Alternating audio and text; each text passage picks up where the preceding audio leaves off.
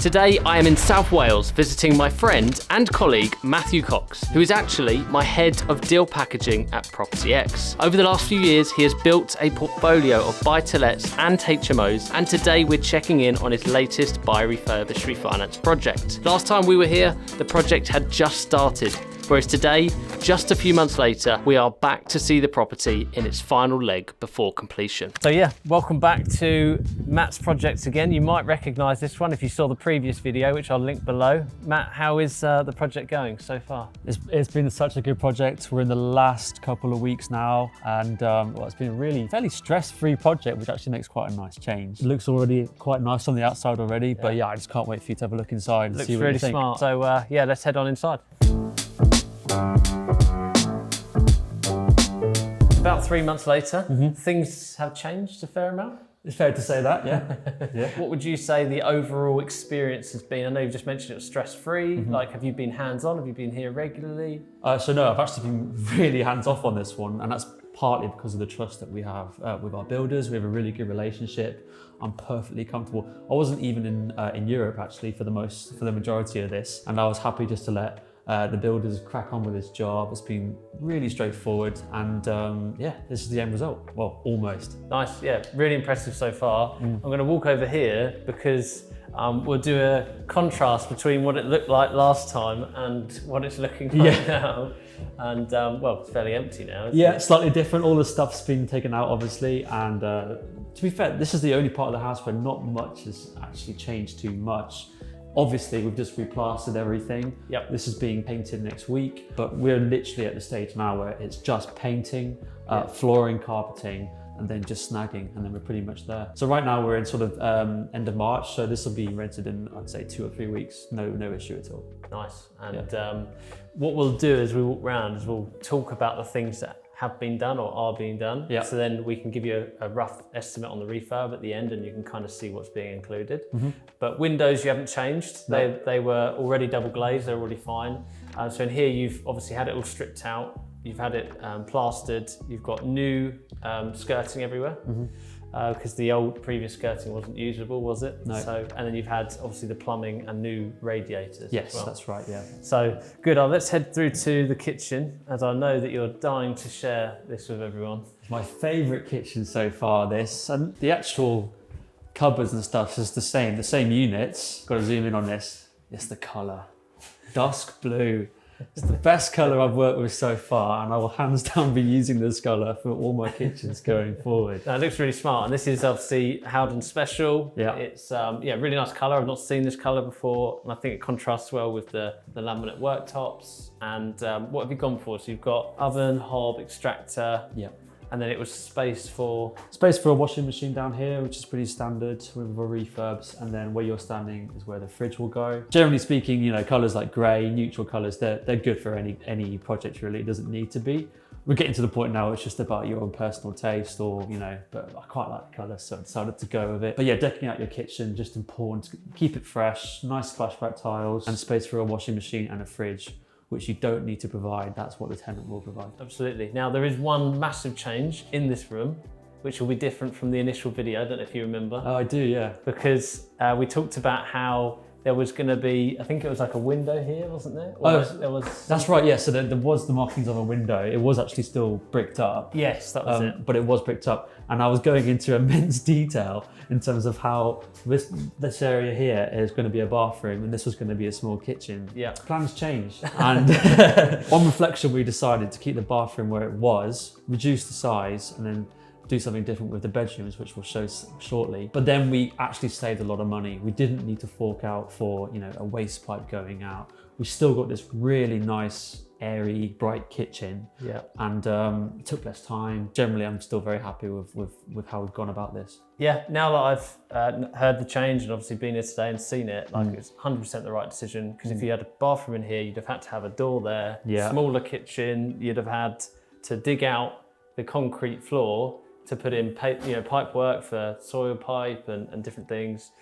And actually, it just works really well. Now the bedrooms, we've got a bathroom upstairs, we've got a nice big airy kitchen, as you said. So yeah, I think we should go and show them the bathroom. Let's do it. So we're on the first floor, and this is where most of the changes have happened. We've made a lot of changes with the stud work, with the size of the rooms, and obviously done a lot of work within them, such as the bathroom and the 2 bedrooms. So if we just jump in here. And we'll overlay like a video of what this used to look like. Yeah, without breathing in too much, tell us about this room. It was a much bigger bathroom, which isn't really necessary as a rental. There was a big sort of airing cupboard and it took up a lot of space. So what we did instead is we shrunk it and put in what you need, which is obviously your bath, your shower, your toilet and sink. And after that, we decided to go high-end finish. Typically, you wouldn't need to tile everything head to foot, but we decided that we wanted to push the end value on this. It is subjective whether you do it or not, but I decided to go with it, and I'm very happy that I did because the tiles look really good. They contrast nicely with the black shower, and then this is what I would consider a high-end bathroom. Yeah, I'm really impressed with this. Yeah, for a buy-to-let, this is definitely high-end, and it's really nice. So you've moved the wall in, haven't you? Borrowed that bit of space for the front bedroom, which we'll see in a moment. And I would actually still say that this is a relatively decent sized bathroom. It's not as if now it's small, is it? And yeah, I think in terms of the tiling, really, really impressive finish. So. 100%. One thing that did go wrong, initially we had a boiler that was not new, but it was still working. So the idea was to save money, we didn't need to replace it, we'll keep it going. After a while, halfway through, the boiler was working fine and then suddenly packed up. So we had a decision to make. Do we replace the parts, which would have cost £500, and you've still got like an old boiler that you're putting money in, or do we just scrap it and go for an entirely new boiler with a 5-10 year, I think it's a 5-year warranty, and it's brand new and you can have confidence that it's going to do a good job. So we went with a brand new boiler. Was additional cost, an extra £1,600, which happens in property investment. That's just part and parcel of it. But now I'm confident that I'm not going to get random call-outs in the short term about heating not working, hot water not working. And the other thing as well is it's a new boiler. So whilst you don't always have them in bathrooms, you haven't got a lovely brand new bathroom with an old boiler. You've got new everything. I do think it's a really good point to touch on just before we move into the bedrooms, and that is that in property, like you kind of think that you can protect yourself against everything, and that boiler that was there looked like it'd be absolutely fine. Then you'll have something like that will go, and there isn't much you can do about it. You are going to be in it for 500 to a few £1,000s, and that kind of is property. If you aren't able to do that, if you aren't able to stomach a few £1,000s, then property possibly isn't for you, or you have to at least get your head around that, I would say. Not that it happens lots, but when it does happen, it stings and it hurts, and you need to be able to almost be a bit prepared for that and project into the long term, don't you? And go, look, right, this isn't ideal. I've got all this extra cost. It's come up. I don't really have the money for it, but I will solve the problem. Hopefully down the line, I'll refinance or I'll get that money back through renting it, etc. 100%. And I think adding on top of that as well is there is a saying, and there's different variances of it, but they say if you pay cheap, you'll probably pay twice, because I could have just paid for new parts and that, and maybe that would have worked out, but I was taking a risk there. In the end, I'm thinking long term. I'm thinking, do I really want to keep thinking about this boiler, worrying about how much I put into it? Not really. So I said I'll just get a new boiler with a new warranty, and I can rest easy knowing that we should be fine for the foreseeable future. Yeah, I think that's the right decision. I've done the same. So. Oh, great.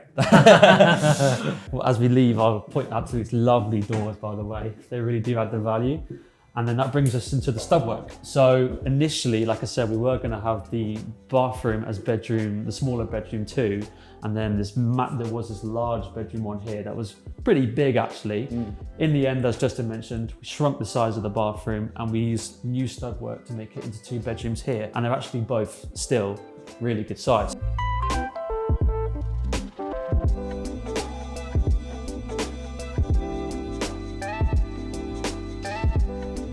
So this will be painted next week, but this is a really good sized sort of main bedroom. Still a really good room. It wasn't it? Such a big room. Yeah, it was too big. So yeah.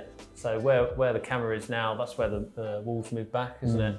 And yeah, really impressed with this house. I like this house. Oh, I'm glad you said that. But yeah, loads of light, and obviously when this is all painted and carpeted, it'll look much better, ready to go, and it'll be on the market in the space of 2-3 weeks, no issue. And again, same kind of stuff as downstairs, like the windows the same, isn't it? So it's really a case of you've paid for the rooms to be split, all new kind of carpentry where the skirting is, obviously all the doors.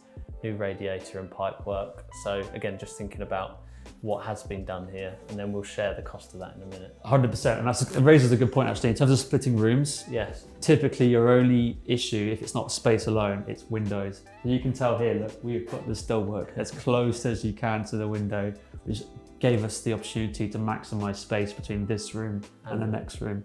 Sometimes if the window's just too close together, this can't be done. True, very true. Or if there's only one room.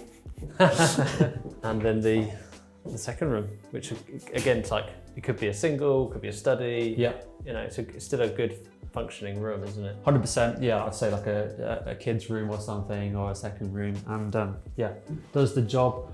And one thing I'd say that we did extra here is we made extra space, extra square meter of bedroom. Yeah. Really useful for a wardrobe, just something to utilize, because sometimes the landing space, it's dead space. No, I think overall, really good investment. We will head downstairs to share the numbers with you. Put the viewers out of their misery. You've had the obviously it's still getting done, but you've had the full refurb done and managed by one of our builders. They're kind of more like what I coin as like a premium builder. Yeah. You're not going to someone who, you know, doesn't have the whole team or maybe individual trades. You're going to a builder who is a professional setup. They obviously employ people and they have teams that they can move into your job, into the refurb quickly. So with that in mind, kind of what's the total cost here? Yeah. So the full refurb, initially it was 38,000, but because of the boiler, because of a few extra things, which does happen, and you always have to leave a contingency, we are just over the 40 grand mark. Okay, so just over 40. Now remind everyone, what did you pay for this deal? This was a bargain at £65,000. Was a bargain at 65. And what do you think it'll be worth at the end? I still think, you know, from the original video, we're looking at 140. Yep. Based on the comparables that are, you know, very close by, and there's other houses that are coming on the market also that reflect this. Nice, so it'll be just under sort of 10,000 left in. Yeah, 5 to 10K left in, because I did also get bridging costs on this as well. But yeah, you're right, under 10K is what we're aiming for. And what do you think it'll rent for? So it's a good question. We've spoken with a lettings agent. Typically a 2-bed will go for sort of 700, maybe a bit more. But because of the high-end finish, because it's a semi-detached, which is quite rare as well, we think we can go for the 750, maybe push more, but to be honest, I want to stay conservative. 750 is a great result and excellent cash flow.